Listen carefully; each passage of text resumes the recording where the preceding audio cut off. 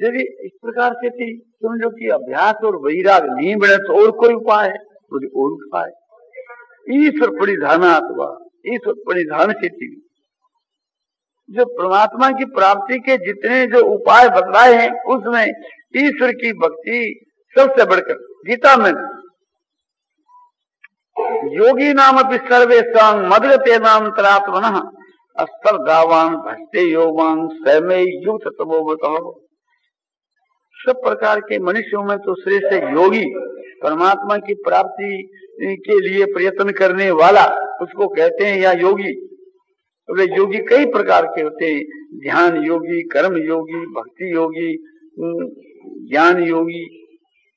उनके मां सब में श्रेष्ठ कौन है कि योगी नाम अपनी सर्वेषां, सर्वेषां योगी नाम अपनी, सारे योगियों के बीच के मां सबसे युक्ततम वह है कि मदगत है अंतरात्मा जिसकी, जिसने मेरे अंतर मन और बुद्धि, अंतरात्मा क्या है मन बुद्धि, मेरे में लगा दिया मन बुद्धि और मेरे में श्रद्धा विश्वास कर करके की, और जो मेरी जो सो उपासना करे, मेरी जो भक्ति करे वह युक्ततम।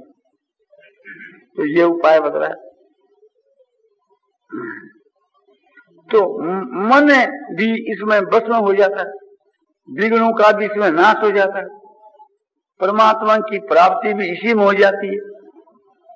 क्योंकि तद जपस तदर्थ भावनम, उसका जप करने से और उसका ध्यान करने से, परमात्मा के नाम का जप करने से, परमात्मा का ध्यान करने से सारे विघ्नों का नाश हो जाता है, अंतराय जो है उन सबका नाश हो जाता है और उस परमात्मा के शुद्ध स्वरूप की प्राप्ति हो जाती है।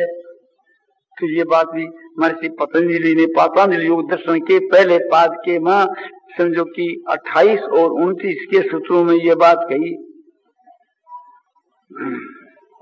तो ये जो प्रश्न थे ना कि मन बस में कैसे हो, उसकी बात भी कही। और भी बहुत से उपाय मन को बस में करने के हैं, किंतु इतना तो समय नहीं है। खास खास बात आपको, बढ़िया बात आपको बतला दी। और भगवान के निरंतर स्मृति के वास्ते बताया कि उन्हें प्रेम होने से, श्रद्धा होने से, विश्वास होने से भगवान की निरंतर स्मृति हो सकती है। अब प्रेम होने का भी उपाय आपको बताया और बहुत से उपाय है, उनमें कुछ उपाय बताए। अब रही एक प्रकार से महापुरुषों की महिमा, वो बतलाने की हमारी सामर्थ्य को, हमारी सामर्थ्य के बाहर की बात है।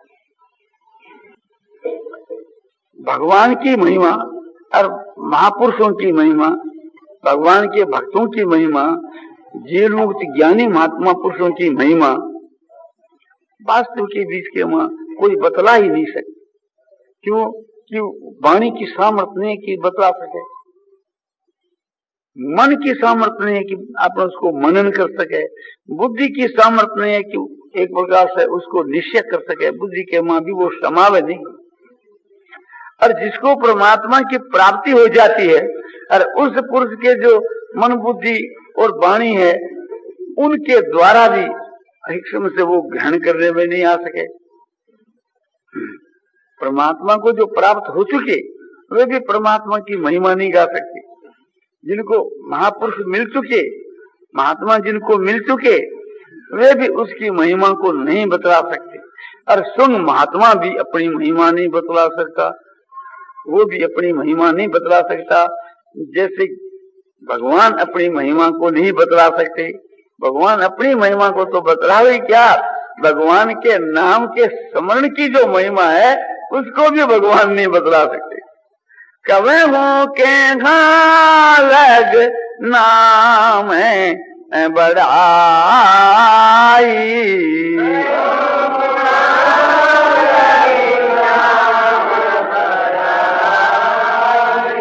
राम न सकहि नाम गुण गाई।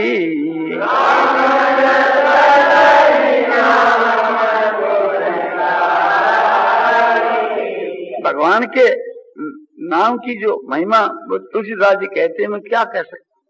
जिनका नाम राम है वे खुद भगवान भी अपने गुणों की जो महिमा है उसको वाणी के द्वारा नहीं कह सकते। क्यों? कि वाणी से कहा जा ही नहीं सकता। वाणी की शक्ति नहीं, जो हमारे मन के बात है उसको वाणी बतला नहीं सकती। हमारे मन में तो बहुत सी बात है, और अब समझो कि वाणी कितना बतलावे। और मन जो एक प्रकार से समझो कि आपने रूपक को रचता है, कोई उदाहरण रचता है, वो भी एक प्रकार से बुद्धि के भीतर के में जो निश्चय है, वास्तव में जो भाव है, उसको सर्वथा समझो कि मन उसके लिए कल्पना करके के दूसरों को आपने कल्पना करके वाणी के द्वारा बतला नहीं सके।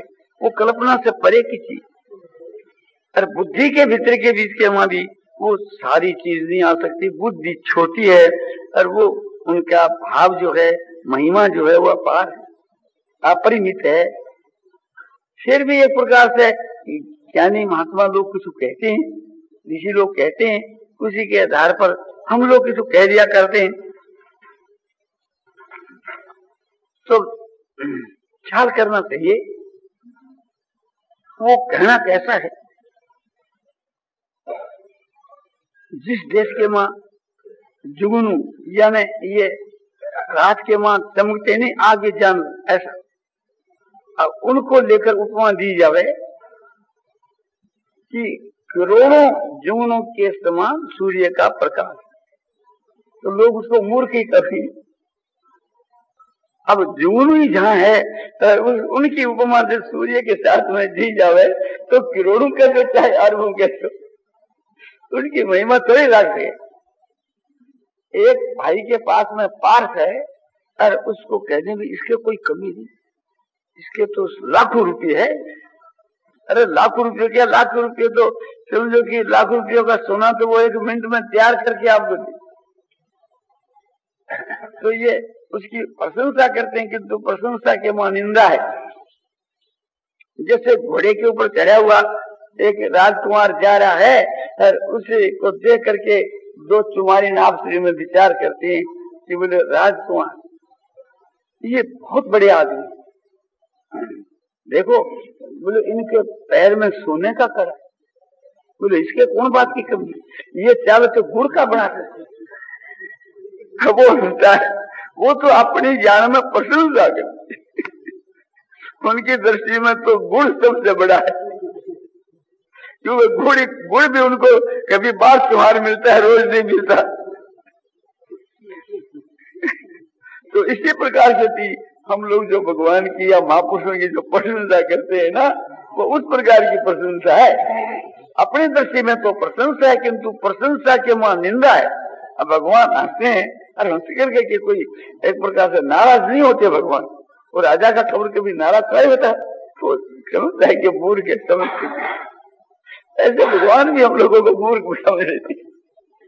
और हमने क्या करें, वाणी की वो शक्ति ही नहीं है कि जो बतलाई जा सके। तो उनकी महिमा अपरंपार। एक महापुरुष है, समझो आपने चेष्टा करे या हम एक प्रकार से उनकी बात को मान करके के उनके अनुकूल बने, तो एक ही से लाखों का कल्याण हो सकता। बोलो लाखों का, बोलो लाखों में ही एक प्रकार से आप संतोष कर लिया। ऐसे ऐसे पुरुष हैं जो करोड़ों अरबों का जिन्होंने कल्याण कर दिया। किसी ने कि राजा कीर्तिमान, जिनकी कथा पद्म पुराण के में आती है बड़े विस्तार, करोड़ों अरबों का, इससे भी और अधिक। तो ये भी कहा जाए तो अत्युक्ति नहीं है कि सबका भी कल्याण कर सके, और सबके कल्याण करने वाला आज तक हुआ नहीं कोई। होता तो हम लोग क्यों भटकते फिरते, ये दशा हमारी क्यों होती है। पर हो तो सकता है ना, असंभव बात तो नहीं। जब करोड़ों का उद्धार हो सकता है तो सबका हो सकता है। एक रास्ता तो है ना उद्धार होने का। तो महापुरुषों की महिमा अपरंपार। यदि हम महापुरुष को पहचान जाएं तो उनके दर्शन से, भाषण से, सफर से, वार्तालाप से, चिंतन से भी कल्याण हो सके। उस दिन आपको मैंने बतलाया था, एक महापुरुष की एक कहानी बतलाई थी कि भगवान ने उसको ये वरदान दे दिया कि भगवान ने कह दिया कि जैसे मेरे दर्शन भाषण सप्रस वार्तालाप चिंतन से जीव का कल्याण हो जाता है, मेरे नाम लेने से भी कल्याण हो जाता है, इसी प्रकार से समझो कि ये पद ये मैं तुम्हारे को भी आपने दे देता हूँ कि तेरे भी दर्शन भाषण तपस वार्तालाप और चिंतन और नाम श्रवण से कल्याण हो जाएगा। तो उसने देखा भी भगवान अपने प्रभाव की माफक हमारे को ये वरदान दे दिया, तो अब तो संसार में खूब घूमना चाहिए और अधिक से अधिक लोगों का कल्याण वो चेष्टा करनी चाहिए। तो इसका पात्र कौन होता है? इसका पात्र वह पुरुष हो सकता है जिसके हृदय में यह भाव है कि सब दुनिया का दुख और सब दुनिया का पाप का भोग मुझको करा दो, सबका उद्धार कर।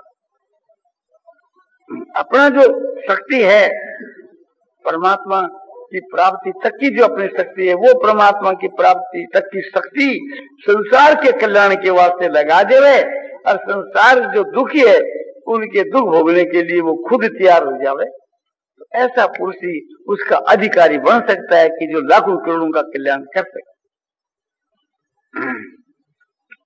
ये उनकी महिमा है। वे भगवान जैसे असंभव को संभव कर सकते हैं, संभव को असंभव कर सकते हैं।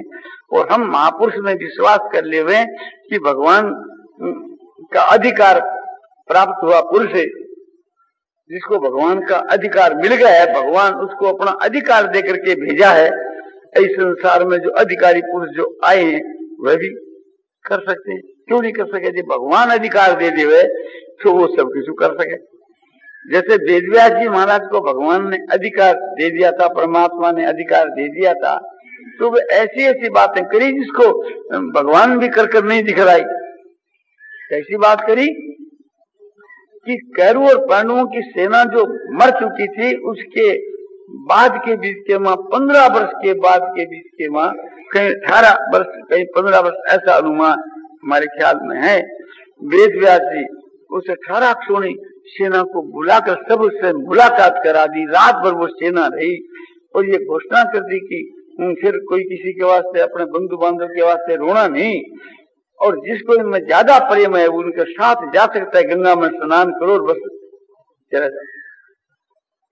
तो यही बात हुई। ये कथा आपको विस्तार से देखनी हो तो महाभारत के आश्रम वार्षिक पर्व के बाद आप देख सकते हैं, उसमें आप ऐसा देख सकते हैं। अब समय हो गया, संक्षेप से श्री नारायण नारायण श्रीमन नारायण नारायण श्रीमन नारायण श्रीमन नारायण नारायण श्रीमन नारायण नारायण सियावर रामचंद्र गौर मोक्ष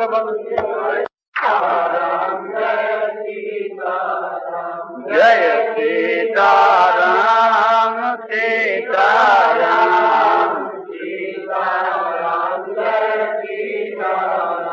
जय सीताराम सीताराम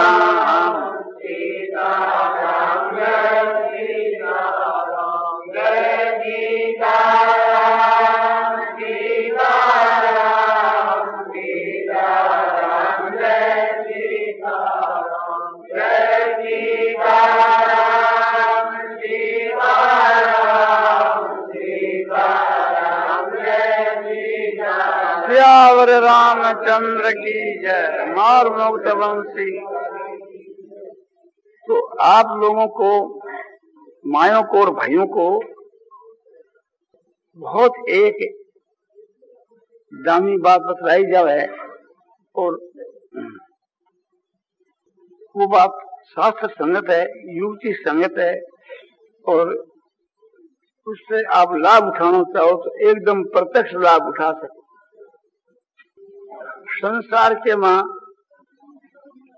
4 पदार्थ है, धर्म अर्थ काम मोक्ष। धर्म माने अपने धर्म को पालन करना, और मोक्ष माने अपनी आत्मा को कल्याण।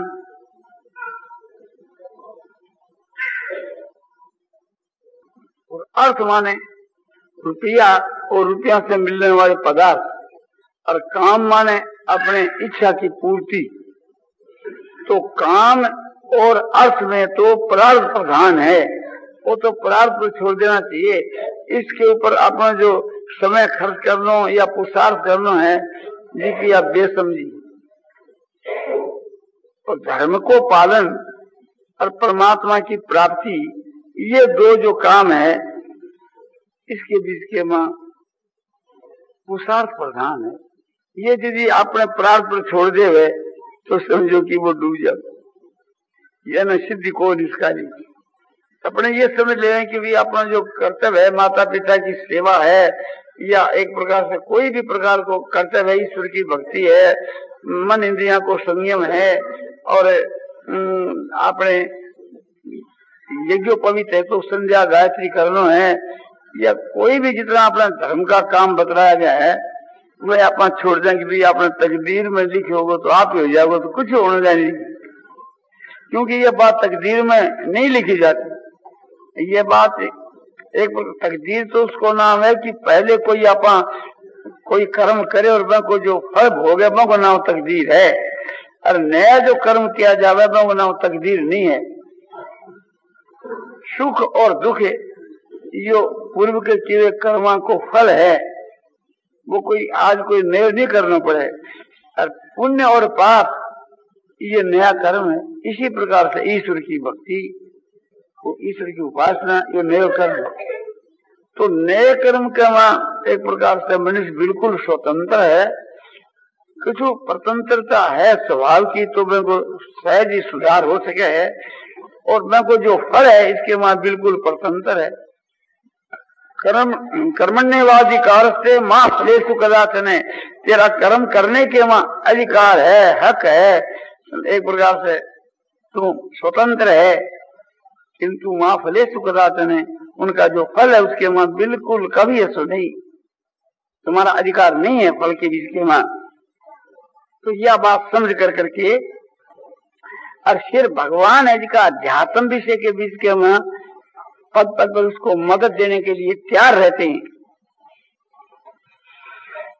भगवान से हम ये बात मांगे कि हमारा ध्यान निरंतर होना चाहिए, हमारा जप निरंतर होना चाहिए, आप में हमारी परम श्रद्धा होनी चाहिए, परम प्रेम होना चाहिए, आपका दर्शन होना चाहिए, आपसे कभी हमारा वियोग न हुए। तो ये जो मांग है, याचना है, कामना होते हुए भी ये निष्काम ही है, निष्काम के तुल्य है।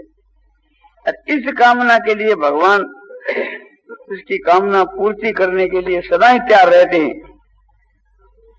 संसारिक जो चीज है, स्त्री है, पुत्र है, धन है, रुपया है, ये जो जितनी संसारिक चीज है इसको संबंध प्रार्थ से है, इनको अपने क्रिया से नहीं। यदि को भी सकाम भाव से कोई अनुष्ठान करे तो मैं को भी तो नवीन प्राप्त बन जावे। भगवान की भक्ति कोई कामना न लेकर करे तो वो उसको भी तो फल बन जावे। बोले ठीक, यह बात ठीक है। जैसे एक वृक्ष है, समझो कि आम को वृक्ष है और कोई दूसरे जामू की टहनी तोड़ करके उसके कलम कर दी जावे तो वह टहनी के जामू ही लगेंगे, बाकी सारे घास के आम लगेंगे।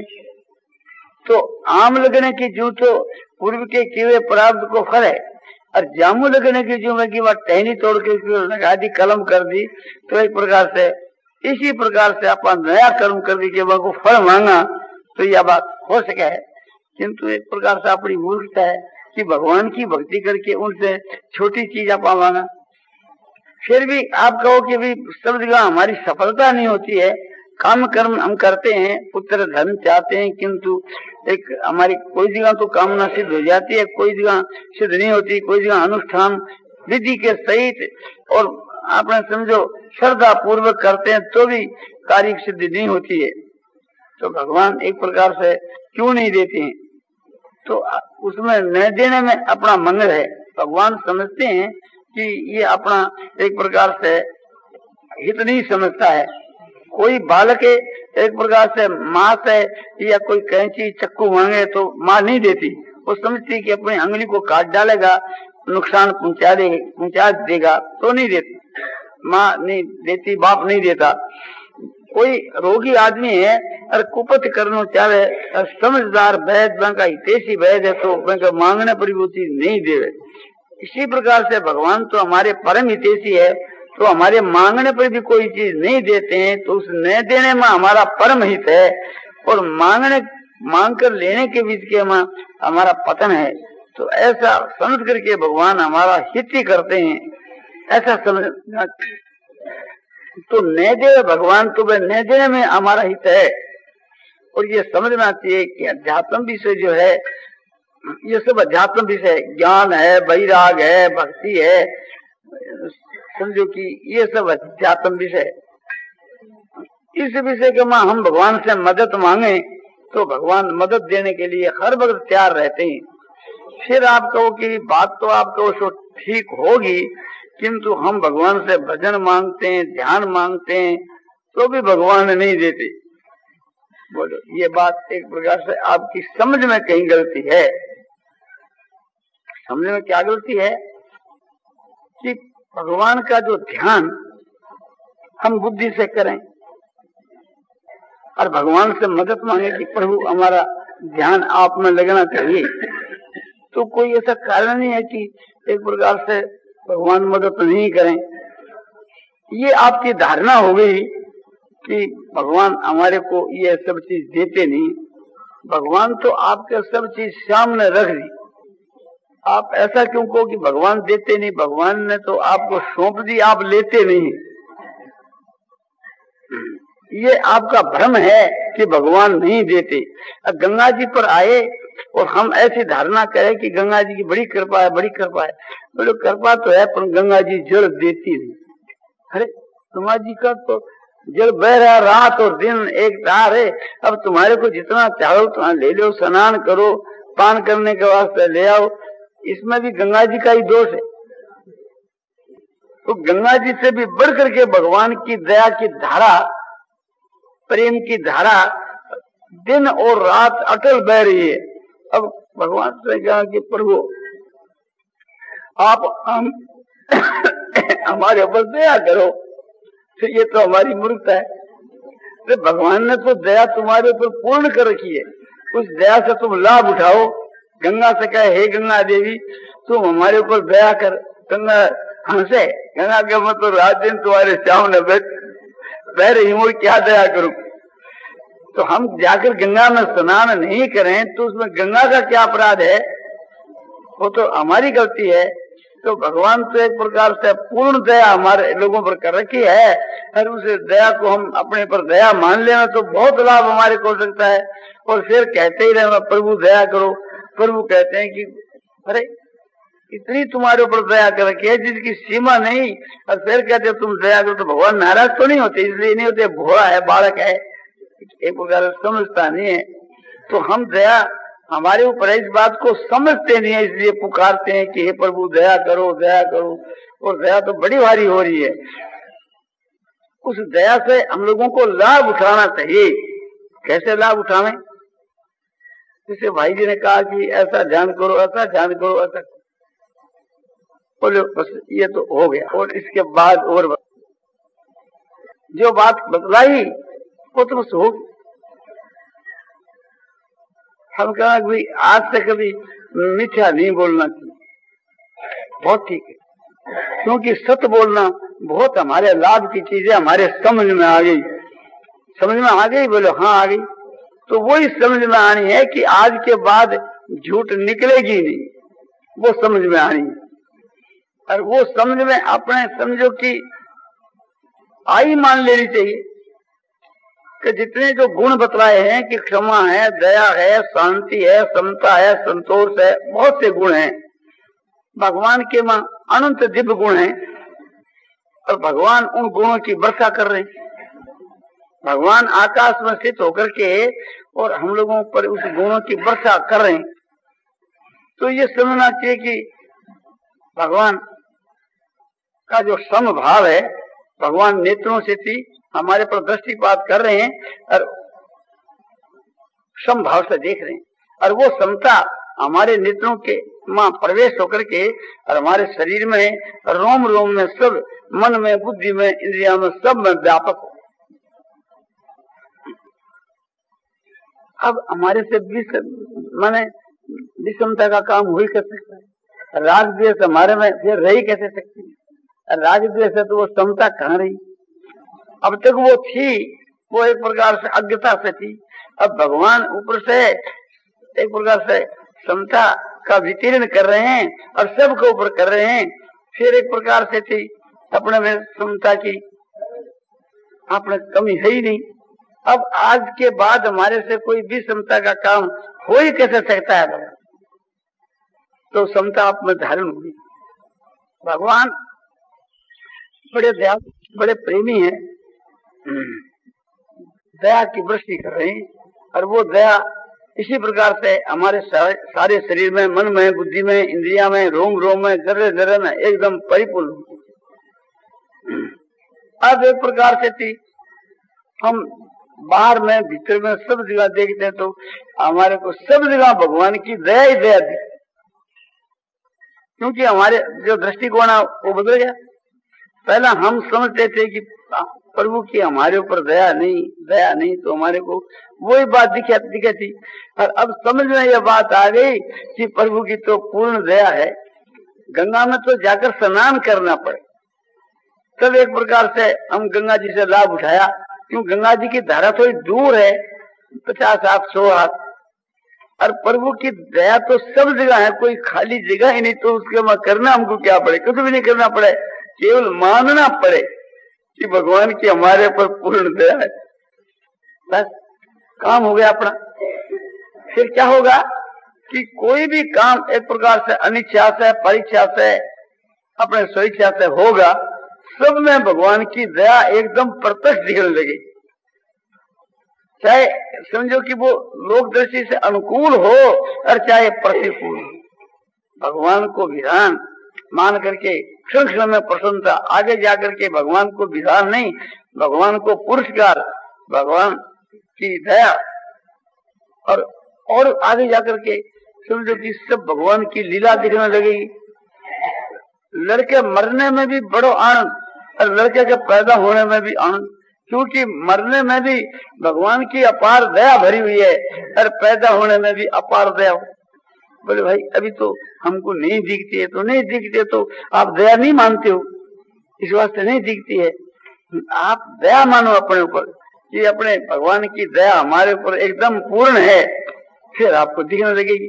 क्योंकि दूसरे आदमियों को दिखती है, वे कुछ झूठ रहे कहते हैं, जब उनको दिखती है तो आपके लिए उनके लिए एक ही कानून है, वो दया अपने पर मानता है, इस वास्ते उसको दिखती है, और जो दया नहीं मानता है उसको वो नहीं दिखती है, दया हो करके भी उससे वो अपने वंचित है। इसी तरह से थी समझो कि क्षमा की बात, कि भगवान क्षमा से हमारे ऊपर क्षमा रूप गुण का जो है प्रयोग कर रहे हैं कि वो क्षमा अपने में प्रवेश हो रही है। अब आ गई अपने में क्षमा। अब कोई भी आदमी हमारे को अपराधी दिखता ही नहीं। अब तो ये बात है कि क्षमा हम किस पर करें? क्षमा तो कोई अपराध किसी को अपराधी माने तब तो, जो सब लोग कर रहे हैं सब में समझो कि भगवान की दया भरी हुई है, और सबकी दया जा पर कृपा राम की हुई ता पर कृपा करे सब कोई।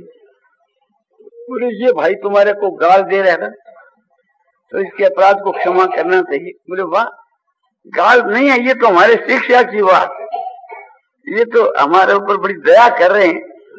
मूल में भगवान की दया है और निमित्त इनकी भी दया है, तो हम क्या करें? एक प्रकार से थी आपको ये अपराध दिखता है, बोला आपको खोटी खरी सुनाता है, आपका कोई हम कसूर नहीं देखते। बोले नहीं, ये तो एक प्रकार से थी आपके देखने की गलती है, इसमें तो शिक्षा भरी हुई है हमारे, बड़ी दया की बात है। नारायण नारायण नारायण श्रीमन नारायण नारायण श्रीमन नारायण नारायण श्रीमन नारायण नारायण श्रीमन्नारायण नारायण श्रीमन्नारायण नारायण श्रीमन्नारायण नारायण श्रीमन्नारायण नारायण श्रीमन्नारायण नारायण नारायण नारायण